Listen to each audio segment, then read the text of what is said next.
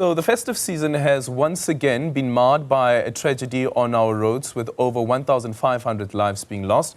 Reckless behavior and alcohol abuse are believed to be the major contributors to these grim statistics.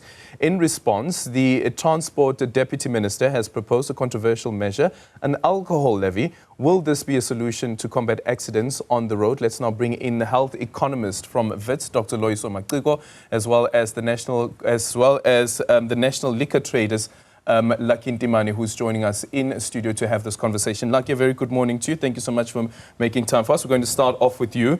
What do you make of this proposal? Thank you so much for the opportunity. And once again, we send our heartfelt condolences for those lives that were lost during the festive season, likely due to the reckless driving that you have so aptly alluded to. We have seen the proposal.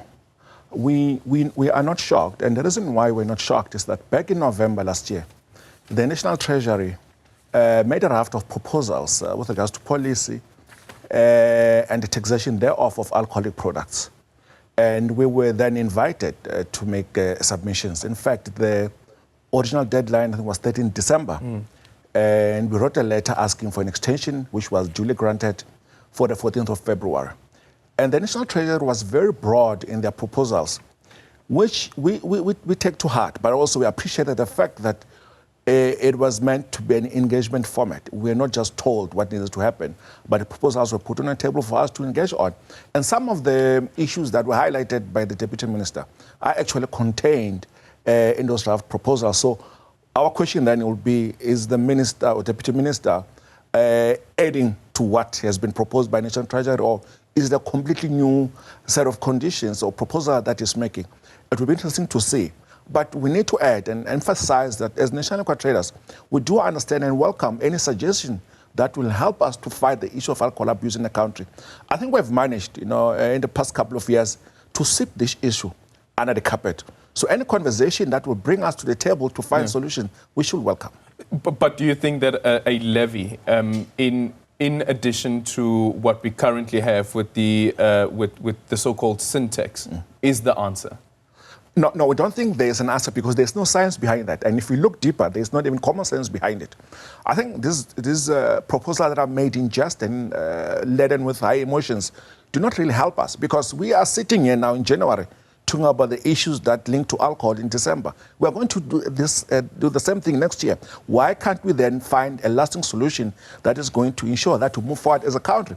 But also what his proposal does, it shows that there's a rift between various government departments, because if National Treasury has made this type of proposals, why then are there further proposals made coming from another department? So it means they're not talking to each other.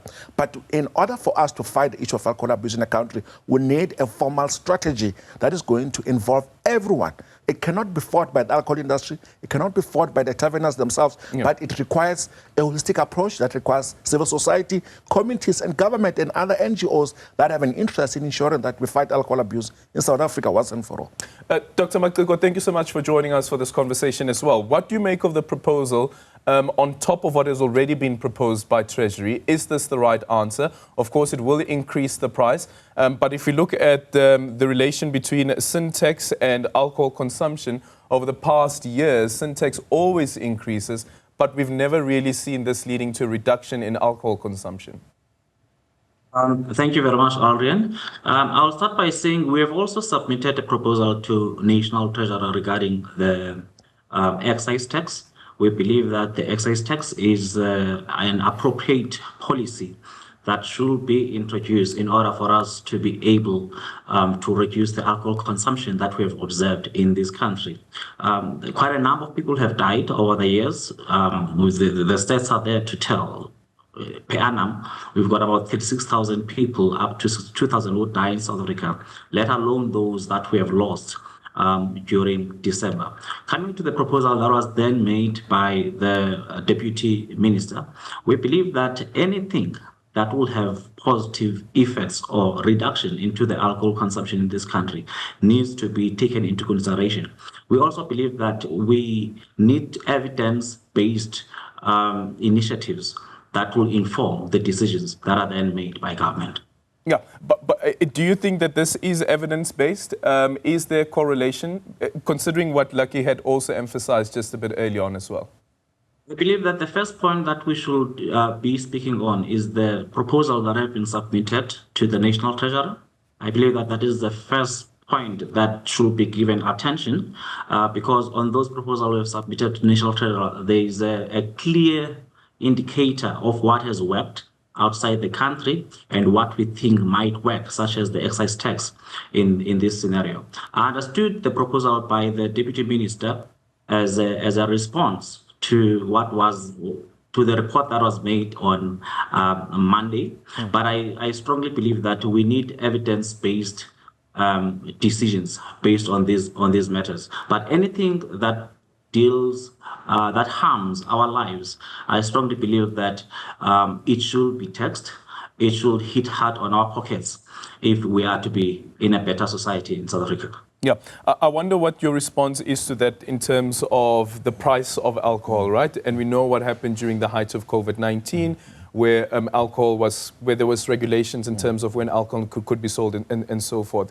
And we knew what would take place is that a black market would boom. And the black market did boom, but it also led to some people illegally trying to brew their own alcohol. Do you think that that could be a possibility if we see an increase in the price of alcohol? I think the realities of South Africa point to a different direction, that increasing price will not help us. And I'll tell you why. So we are sitting with a big problem of illicit and counterfeit alcohol in South Africa, which now amounts to about 25 billion rand per annum. So now those that make this illicit and counterfeit alcohol have gained so much experience, and they use high-tech equipment to manufacture this to such an extent that even the original owners of these brands can't really tell the difference. So you're sitting with over 12% of the illegal market taking ownership of the legal market. If you look at our neighbors in Mozambique, the illicit and counterfeit alcohol percentage there is sitting at 73%. If you look at East Africa, which will be your Kenya, your Ethiopia, the percentage is 68%.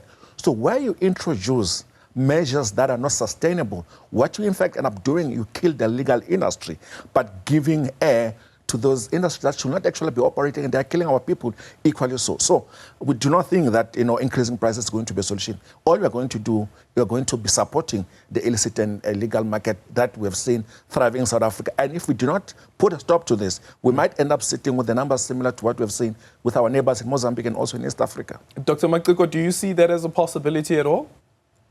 I believe that the illicit market is a consequence of the poor administrative measures by the government. It is not related to a rise in taxation. If you look at the evidence-based empirical evidence, it is not related to an increase on taxation.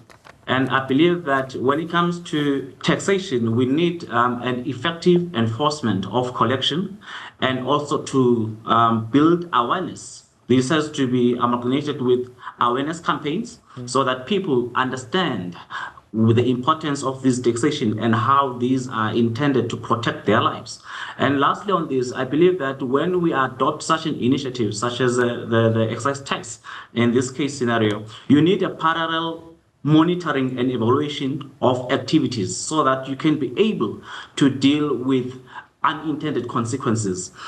So this is a matter that can be dealt with. And lastly, there is evidence that clearly indicate that a rise in excise tax has been working quite effectively and efficiently in countries such as Scotland. It is proven that when they increased their price, there was a reduction of 4% on admission of people in hospitals. Also, there was a reduction of 14% on alcohol-related deaths. What's your response to that then, Lucky? Look, I think we welcome the interventions and the submission that the Dr. have made because, like we alluded to, we need all solutions. It should be all hands on deck. We want the same thing. We want a safer South Africa where people will respect and drink alcohol in a responsible way. But I think also it's important that when we do comparisons, we look at the realities of our country. I mean, having to put Scotland as a means of testing whether something will work in South Africa. Yes, I think science can back that up, but also we need to look at the societal factors that give rise to why people drink the way they do in South Africa. You know, our economic realities are far different to a first world country like Scotland. So if we're going to have solutions for South Africa, let us have South African-based solutions that are also guided by science, like the good doctor has said. But we need to be careful that we don't run into a situation where we compare ourselves with countries that have no bearing in the realities of what we are as a country. Okay. Doc, I quickly want to bring up the poll that we are running today and ask you the question, and maybe you want to quickly respond to Lucky as well. So this is the poll that we are running today. We are asking our viewers, should an alcohol levy be imposed to combat reckless driving? The options that we have is yes, no, maybe. Doctor, if you were participating in this poll, how would you vote? Should be imposed, yes. You would vote yes. Okay. Yes. And Lucky, how would you vote? I've actually voted no. You voted already? I've already, yes. Okay, let me see your thumb. Okay, thank you so much for making time for us this morning. That is Lucky Ntimane, who's from the National Liquor Traders. And also we were joined by Dr. Loyiso Mkhuleko, who's from Wits University, on this proposal of an alcohol levy. What do you make of it? We'll read some